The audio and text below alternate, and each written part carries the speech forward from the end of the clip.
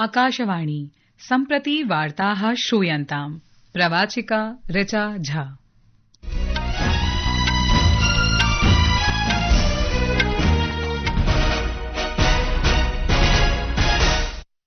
आदौ मुख्यवार्ताः। संसदा सूक्ष्म लघु मध्यमोद्यम विकास संशोधन विधेयकं 2026 पारितम्। प्रधानमन्त्री नरेन्द्र मोदी अद्य स्वकीयावासे एनडीए संयुतौ नव सम्मिलितैः विविध सदस्यैः सह मिलितवान्। अनेन संसदि अनुक्षणं जायमानेषु व्यवधानेषु गहनचिन्ता प्रकटीकृता। राष्ट्रपति पदासीना द्रौपदी मुर्मु अद्य नवदिल्ल्याः राष्ट्रपति भवने 25,द्विसहस्रतमवर्षस्य राष्ट्रिय हस्तनिर्मित तन्तुकला पुरस्कारान् प्रदत्तवती। अद्य भारतस्य उत्तर पश्चिम भागेषु अतिवृष्टिः अजायत। भारतस्य ग्रैंड मास्टर आर प्रज्ञानन्दः अमेरिकादेशे आयोजितायां grand chess tour saint Louis rapid and blitz इत्यस्यां प्रतियोगितायां विजयं प्राप्तवान्। अपि च बैडमिंटन क्रीडायां भारतस्य क्रीडिके रक्षिता रामराज अथ अश्मिता चालियाः च आसन्नगरे आयोजितायाः कोरिया मास्टर्स इत्यस्याः स्पर्धायाः महिलैकल वर्गे उपान्त्यचक्रे प्रवेशम् अलभिताम्।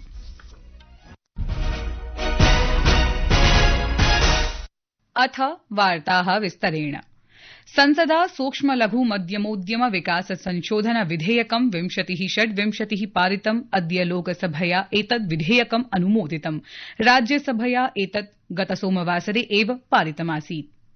यह विधेयक भुगतान में होने वाली देरी को दूर करने और विवादों के समाधान की प्रक्रिया को आसान बनाने के लिए लाया गया है। इसके अनुसार हर केंद्रीय सार्वजनिक क्षेत्र के उपक्रम को सूक्ष्म लघु और मध्यम उद्यमों से खरीदी गई वस्तुओं या सेवाओं के सभी बिलों का भुगतान ऑनलाइन सिस्टम के माध्यम से करना होगा। विधेयक में यह भी प्रावधान है कि यदि विवाद की स्थिति में मध्यस्थता से समाधान नहीं निकलता तो 30 दिन के भीतर मामले के सुलह के लिए आर्बिट्रेशन के लिए भेजना होगा। इसके अलावा विधेयक में दंड का भी प्रावधान है। दीपेंद्र कुमार, आकाशवाणी समाचार, दिल्ली। विधेयकस्य पालनानन्तरं पीठासीनाधिकारी दिलीप सैकिया विरोधं कुर्वद्भ्यः सदस्येभ्यः सदनस्य कार्याचरणं सुचारुरूपेण सञ्चालने सहयोगं कर्तुम् आह्वानम् अकरोत्। व्यवधानानां विषये असौ असन्तोषं प्रकटयन् अवदत् यत् एतादृशः विरोधः देशस्य लोकतान्त्रिक व्यवस्थायै न शोभते। संसदीय कार्यमन्त्री किरण रिजिजुः अपि विपक्षस्य आचरणविषये चिन्तां प्रकटयन् अवदत् यत् केन्द्रीय गृहमन्त्री अमित शाहः संसदीय सत्रस्य अवधौ नियमितरूपेण संसदि उपस्थितः भवति तथा चिदरात्रिं यावत् सदने एव तिष्ठति। नैरन्तर्येण कोलाहल कारणेन पीठासीनाधिकारिणा सदनस्य कार्याचरणं सोमवासरे प्रातः 11 वादनपर्यन्तं स्थगितम्। ततः पूर्वं प्रातः 11 वादने सदनस्य कार्यारम्भे सति लोकसभाध्यक्षः ओम बिरला इत्येषः भारत छोड़ो आन्दोलन इत्येतस्य स्वतन्त्रता सेनानिभ्यः अथ दिवंगतेभ्यः च श्रद्धाञ्जलिम् अर्पितवान्। महात्मनः गान्धिनः ऐतिहासिकं करो या मरो इत्याह्वानं स्मरन् असौ तम् आन्दोलनं राष्ट्रियैक्यस्य साहसस्य सत्यस्य अहिंसायाश्च चिरस्थायि प्रतीकम् इति प्रतिपादितवान्। तदनन्तरं लोकसभाध्यक्षः प्रश्नकालम् आरब्धुं प्रयत्नम् अकरोत् किन्तु विपक्षसदस्यैः छात्रान्दोलनेषु कथितारक्षककृतकार्यस्य विषयः उत्थापितः। विपक्षसदस्याः अस्मिन् विषये केन्द्रीय गृहमन्त्रिणः अमितशाहस्य वक्तव्यं प्रार्थयन्तः आसन्। छात्रान्दोलनेषु कथितारक्षकैः कृतकार्याणि नीट सम्बद्ध विभिन्न विषयं च समधिकृत्य विपक्षस्य कोलाहलात् राज्यसभायाः कार्याचरणमपि आदिवसं यावत् स्थगितम्। अपराह्ने 12 वादने प्रथम स्थगनानन्तरं सदनस्य कार्याचरणं पुनः समारब्धम्। तदा सभापतिः सीपी राधाकृष्णन् विपक्षस्य कोलाहल मध्ये प्रश्नकालम् आरब्धवान्।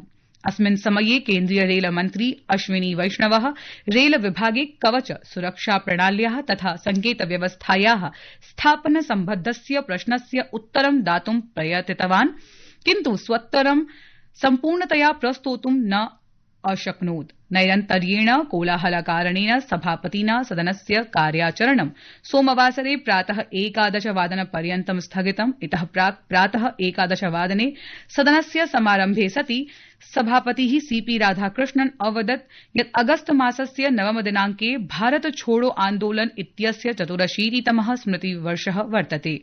सः अवदत् यत् एतद् आन्दोलनं महात्मनः गान्धिनः दूरदर्शिन नेतृत्वे आसीत्।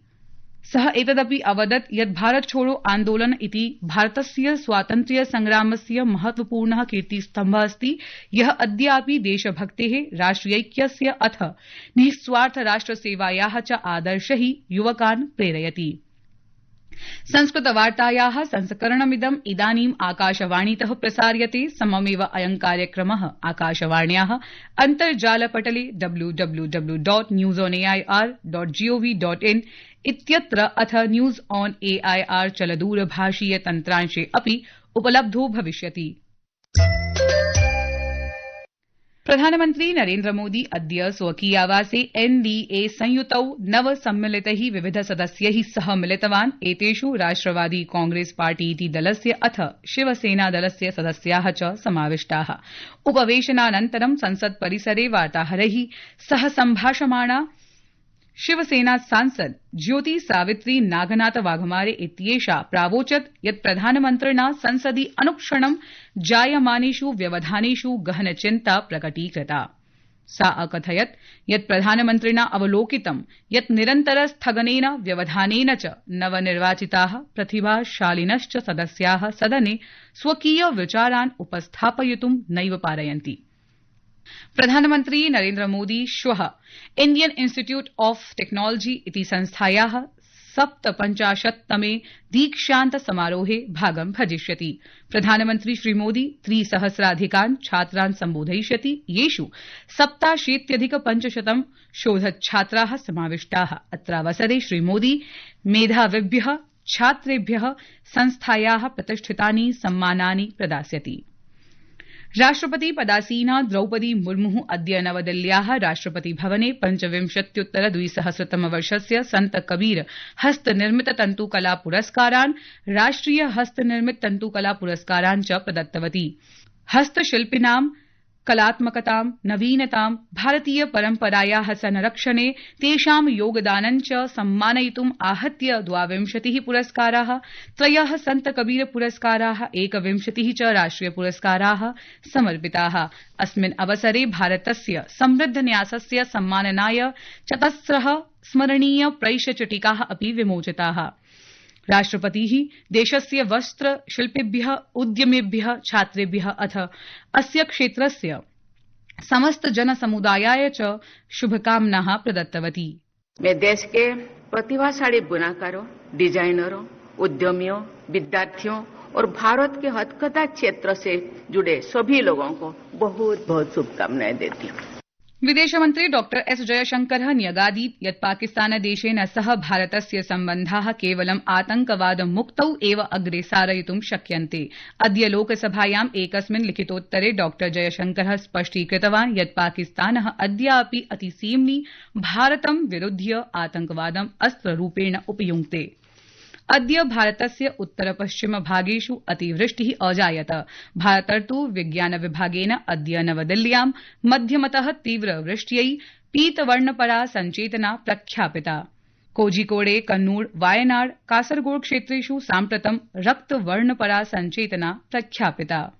अथ क्रीडावार्तासु भारतस्य ग्रैंडमास्टर आर प्रज्ञानन्दः अमेरिकादेशे आयोजितायां grand chess tour saint Louis rapid and blitz इत्यस्यां प्रतियोगितायां विजयं प्राप्तवान्। 20-वर्षीयः प्रज्ञानन्दः पेनल्टीमेट इत्यस्मिन् चक्रे उज्बेकिस्तानस्य ग्रैंडमास्टर जावोखिर सिन्दारोव इत्यनेन सह स्पर्धां समीकृत्य विजयं सुनिश्चितवान्। बैडमिंटन क्रीडायां भारतस्य क्रीडिके रक्षिता रामराज अथ अश्मिता चालिया च अद्य दक्षिण कोरिया देशस्य आसन्नगरे आयोजितायाः कोरिया मास्टर्स इत्यस्याः स्पर्धायाः महिलैकलवर्गे उपान्त्यचक्रे प्रवेशम् अलभेताम्।